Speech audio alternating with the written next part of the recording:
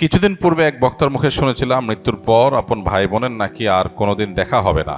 এখন আমার জানার বিষয় হচ্ছে এই কথাটি কতটুকু সত্য, আর যদি সত্য হয়েও থাকে তাহলে কেন? রাসূল সাল্লাল্লাহু আলাইহি ওয়াসাল্লাম তো বলেছেন, যার সাথে যার মহব্বত তার সাথে তার কিয়ামত। প্রথম কথা হলো যে এটা সঠিক কথা না। যদি কোনো বক্তা বলেও থাকেন যে মানুষ মারা যাওয়ার পরে তার ভাই বোনের সাথে দেখা আর কোনোদিন হবে না, এটা সঠিক কথা না। কারণ কোরআন হাদিসে কোথাও এরকম কোনো কথা বলা হয়নি যে মানুষের মৃত্যুর পর আর প্রিয়জনের সাথে কখনো দেখা হবে না, বরং এর উল্টাটা আছে। আল্লাহ রাব্বুল আলামিন কোরআনে হাকিমের মধ্যে ইরশাদ করেছেন, যে ব্যক্তি ঈমান এনেছে এবং ওয়াত্তাবা'আতহুম যুররিয়্যাতুহুম, তার পরবর্তী বংশধর যাদেরকে সে রেখে গেছে পৃথিবীতে, তারা যদি তার অনুসরণ করে, অর্থাৎ তার ঈমান আমলের অনুসরণ করে, তাহলে আল্লাহ তাআলা বলেছেন যে তাদেরকে তাদের সাথে আল্লাহ তাআলা ইলহাক করে দিবেন, সংযুক্ত করে দিবেন। অতএব এই আয়াত বরং পরিষ্কার বলছে যে কোনো মানুষের মৃত্যুর পর তার আত্মীয় স্বজন বা যাদেরকে তিনি রেখে মৃত্যুবরণ করলেন, সে মানুষগুলো প্রিয়জনরা যদি তার আদর্শ অনুসরণ করে, অর্থাৎ ঈমান আমলের চর্চার মধ্যে থাকে, তাহলে তাদের সাথে কিয়ামতে বা আখিরাতে আল্লাহ রাব্বুল আলামিন তাদের সাথে সাক্ষাৎ এবং একসাথে থাকার সুযোগ আল্লাহ তাআলা দান করবেন। এটা এখান থেকে পরিষ্কারভাবে বোঝা যায়। আর এর পাশাপাশি নবী সাল্লাল্লাহু আলাইহি ওয়াসাল্লাম আরেকটা হাদিস আছে, আলমার ও মা'আমান আহাব, অর্থাৎ মানুষ যাকে ভালোবাসে তার সঙ্গে সে থাকবে। সেটার একটা অর্থ হতে পারে যে একজন মানুষ যখন জাহান্নামী কোনো মানুষকে ভালোবাসবে, আপনি কার ফ্যান, কার ফলোয়ার, কাকে ভালোবাসেন, কাকে অনুসরণ করেন, এটার উপর নির্ভর করে আপনার গন্তব্য। একজন মানুষ যখন কোনো খারাপ মানুষ অনুসরণ করে, তখন তার সাথে কিয়ামত হবে, তার সাথে তার হাসর হবে, সে তার পরিণতি ভোগ করবে। আর কেউ যখন কোনো জান্নাতি মানুষকে ভালোবাসে, জান্নাতি মানুষকে অনুসরণ করে, তখন সে তার সাথে জান্নাতে থাকার সুযোগ লাভ করবে। এখান থেকে পরিষ্কারভাবে বোঝা যায় যে কোনো বক্তা যদি এরকম কথা বলেও থাকেন তাহলে এটা সঠিক না। তবে হ্যাঁ, কিয়ামতের পর একজন মানুষ তার প্রিয়জনের সাথে তার সাক্ষাতের সুযোগ হবে না, বা গন্তব্য পৃথক হবে, যখন একজন জান্নাতি হবে আরেকজন জাহান্নামী হবে। এখন প্রশ্ন হলো যে আমার ভাই, আমার মা, আমার বাবা, আমার সন্তান কেউ যদি বেঈমান হয় আর সে যদি জাহান্নামী হয়, আর আমি যদি জান্নাতি হই, তো জান্নাতে তো আমার সুখ হবে না, আমার তো মনে কষ্ট থাকবে যে আমার প্রিয়জন জাহান্নামে। তো জান্নাতে তো কারোর কোনো কষ্ট থাকার কথা না। জান্নাত আজা কে আজারে নাবাসত, কাছে রাবা কাছে কারে নাবাসত। ফার্সিতে একটা কবিতা আছে, জান্নাত সেই জায়গা যেখানে কোনো কষ্ট থাকবে না। তো আমার যদি আমার প্রিয়জন যদি জাহান্নামে যায়, আমি যতই জান্নাতে যাই, আমি তো সুখ পাবো না।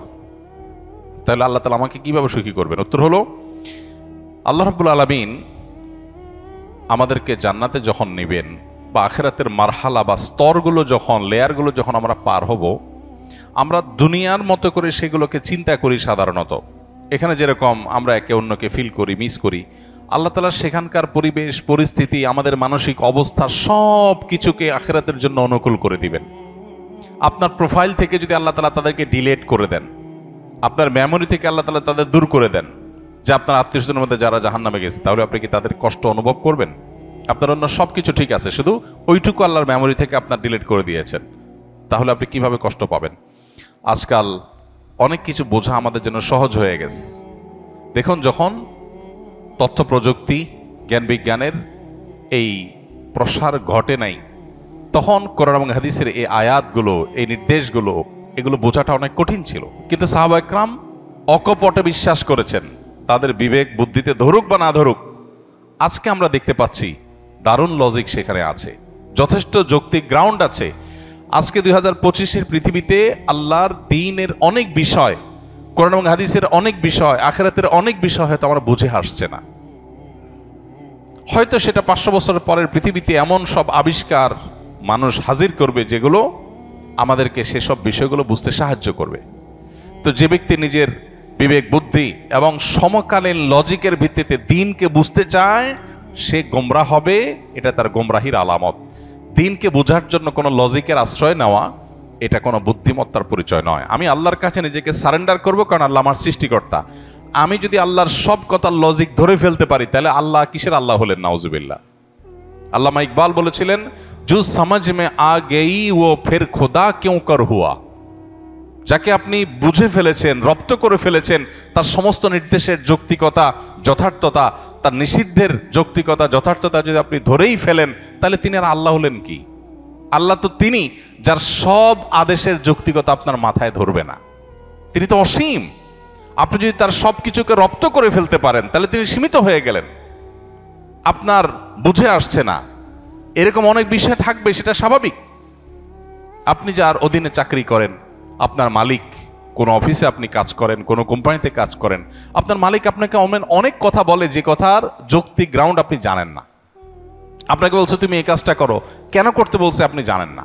আপনার কাছে এর বাহ্যিক কোনো লজিক্যাল কারণ নাই, কিন্তু আপনি জানেন তিনি যেহেতু আমার মালিক, তিনি যেহেতু আমার চাইতে অনেক বেশি বোঝেন, অতএব নিশ্চয়ই তার কাছে কোনো গ্রাউন্ড আছে। বিধায় আমি তার অধীনস্থ হিসাবে শুধু দায়িত্ব পালন করি, হয়তো আমার বুঝে আসবে পরে। একজন গাড়ি চালক, একজন পিয়ন, তাকে বলা হলো যে ফাইলটা তুমি অমুক জায়গায় দিয়ে আসো, আবার নিয়ে আসো, আবার দিয়ে আসো, আবার নিয়ে আসো। তার কাছে মনে হতে পারে এটা তো অনর্থক কাজ, কেন দিয়ে আসছি, কেন নিয়ে আসছি, এর দ্বারা লাভ কি? অনেক সময় দেখবেন অনেক কোম্পানিতে, কোম্পানির নিচের দিকে যে সমস্ত চেয়ারগুলোতে অথবা সাধারণ যে সমস্ত দায়িত্বগুলো আছে সেগুলো যারা পালন করে, তারা সাধারণত বসদের সমালোচনা করে, অহেতুক কাজ। সে বুঝে না কেন তার বস এগুলো বলেছে। বসের সব কিছু যদি তুমি বুঝে যাও তো তুমিই তো বস হয়ে যাবা।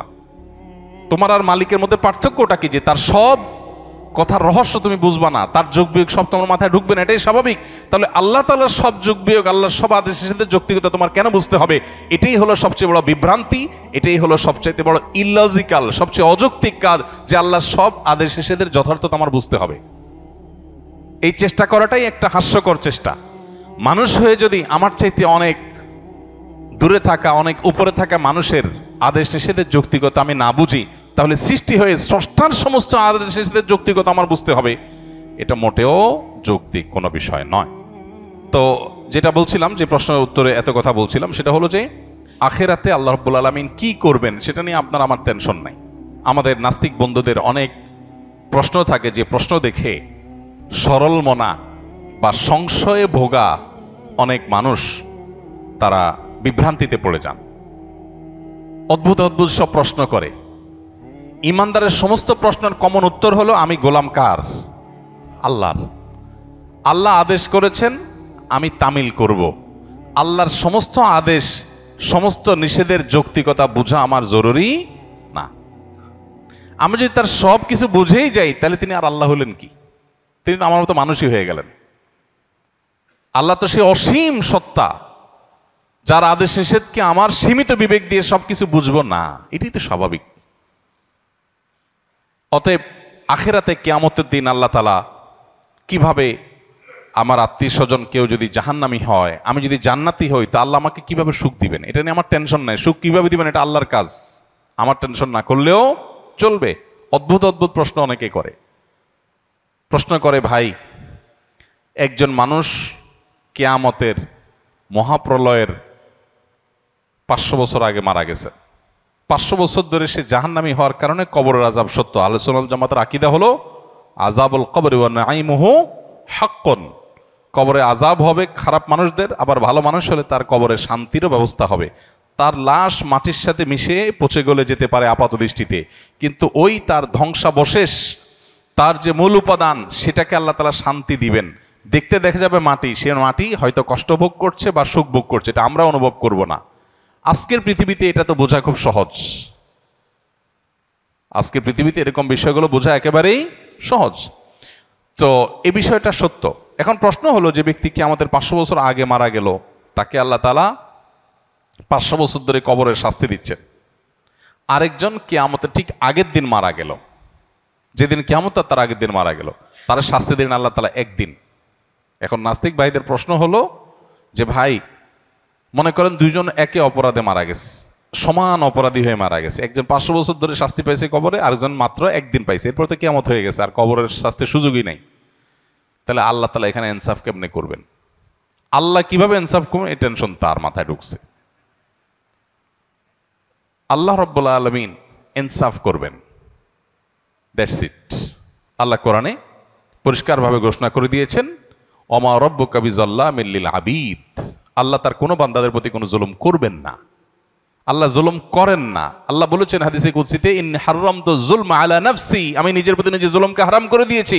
সো 500 বছর আগে মারা গেছেন, কিয়ামতের একদিন আগে মারা গেছেন, সেম অপরাধের অপরাধী, সমান অপরাধের অপরাধী, সমান দোষে দোষী, কিন্তু একজনকে 500 বছর ধরে শাস্তি, আরেকজনকে একদিন আগে শাস্তি। এই দুইটার মধ্যে আল্লাহ ব্যালেন্স কিভাবে করবেন, তার হাজারটা ব্যবস্থা আল্লাহর কাছে থাকতে পারে। আমারটা চিন্তা না করলেও চলবে। আল্লাহ করবেন ইনসাফ, এতটুকু নিশ্চিত। আল্লাহ জুলুম করবেন না, এটুকু নিশ্চিত। কিভাবে করবেন সেটা আল্লাহ ভালো জানেন, এটা আমার জানার দরকার নাই। এটা হলো ইমানদারের কথা। তারপরেও বুঝার জন্য ইব্রাহিম আলাইহিস সালাম যেরকম বলেছেন, আল্লাহ কিভাবে আপনি আবার প্রাণীগুলোকে একত্র করবেন, জীবিত করবেন, আমাকে একটু দেখান। আল্লাহ বলেছেন, আওয়ালাম তো মিন, তোমার কি ইমান নাই, ইমান আসে না, বিশ্বাস হয় না? বলছেন, হ্যাঁ বালা ওয়ালাকিন লিয়াতমাইন্না কলবি। আল্লাহ তাকে দেখাইছেন। তো বোঝার জন্য বলা। একজন মানুষকে 500 বছর ধরে শাস্তি দিলেন আল্লাহ তাআলা, আরেকজনকে একদিনে শাস্তি দিলেন। 500 বছরের শাস্তি একদিনে। এই শাস্তির কোয়ালিটি দিয়ে দীর্ঘদিন ধরে দেওয়া শাস্তি আর অল্প সময় দেওয়া শাস্তি দুইটাকে সমন্বয় করা সম্ভব কিভাবে? আপনি একজনকে 100টা কিল দিলেন, কিল, দুজন সমান অপরাধ করছে, একজনকে 100টা দিয়েছেন, আরেকজনকে একটা দিয়েছেন, দুইটাকে সমান করা সম্ভব না? সম্ভব না। এখন কিল মাপা যায়। এখন মানুষ কতটা জোরে আঘাত করেছে এটাও মিটার দিয়ে কি করা যায়? মাপা যায়। আপনি একজনকে ছোট ছোট করে 100টা কিল দিলেন, যে পরিমাণ কষ্ট পাবে, আরেকজনকে একটা বড় করে একটা দিলেন, সমান করা সম্ভব কি সম্ভব না? হ্যাঁ, 1000 কিল আর একটা কিল সমান করা সম্ভব কি সম্ভব না? হাতুড়ি দিয়ে এমন ভাবে জোরে দিলেন যেটা একদম নাই হয়ে গেল দুনিয়া থেকে। আরেকজনকে 10,000 কিল দিলেন। তো এই দুইটার মধ্যে যদি ব্যালেন্স করা সম্ভব হয়, তাহলে 500 বছর আগে মারা যাওয়া মানুষ আর কিয়ামতের একদিন আগে মারা যাওয়া মানুষের শাস্তির মধ্যে ব্যালেন্স করা কেন অসম্ভব হবে? মানুষ সবকিছু নিজের মতো করে ভাবে, এজন্য সে ভুল করে। আমি মানুষ, আমার সীমিত শক্তি সামর্থ্য দিয়ে আমি ভাবি, আল্লাহ তাআলা অসীম, অতএব তার দ্বারা অসম্ভব বলতে কিছুই নাই। কিয়ামতের ময়দানের আল্লাহ রাব্বুল আলামিন জান্নাতে আত্মীয় স্বজনকে যেরকম মিলিত করাবেন, আবার জাহান্নামে আত্মীয় স্বজনের রাস্তা ভিন্ন হয়ে যাবে, কিন্তু ভিন্ন হওয়ার কারণে জান্নাতীর কোনো কষ্ট হবে না। সেই ব্যবস্থা আল্লাহ করবেন। কিভাবে করবেন আল্লাহ জানেন, কিভাবে করবেন আল্লাহ জানেন। এক লোক প্রশ্ন করেছে, ভাই আমার তো বিড়ি খাওয়ার অভ্যাস আছে, আল্লাহ তো জান্নাতে যা চাইবেন তাই দিবে, তো আমি জান্নাতে বিড়ি খাওয়া ছাড়া তো আমার ভাল লাগবে না। যদি আল্লাহ আমারে জান্নাত দেন, যদি আল্লাহ আমাকে জান্নাত দেন, হতে পারে না যে অনেক গুনাহ করার পর আল্লাহ মাফ করে জান্নাত দিয়ে দিয়েছেন, হতে পারে, ইমানদার হলেই হলো। তো আমি ইমানদার মুসলমান, আল্লাহ আমার সব মাফ করে জান্নাত দিতে পারেন, সুযোগ তো আছে। যদি দেন তো আমার তো বিড়ি ছাড়া ভাল লাগবে না। তো জান্নাতে গেলে আল্লাহ আমারে বিড়ি দিবেন কিনা? দিলে জান্নাতে বিড়ির মতো নোংরা জিনিস থাকলো, দুর্গন্ধ। আবার যদি আল্লাহ না দেন, তাহলে আমার জান্নাতে সুখ হবে কেমনে? তো উত্তর হলো, আপনার অন্তরে যে বিড়ির চাহিদা আছে, এই নোংরামি আল্লাহ তাআলা দূর করে দিবেন, এটা আর থাকবে না আপনার মনে। সম্ভব কি সম্ভব না? সম্ভব, বিভিন্নভাবে সম্ভব। অতএব এই বিষয়গুলোকে আল্লাহ তাআলার উপর ন্যস্ত করা দরকার। আখিরাতের বিষয়গুলোকে আমরা নিজেদের মতো করে ভাবা ভুল।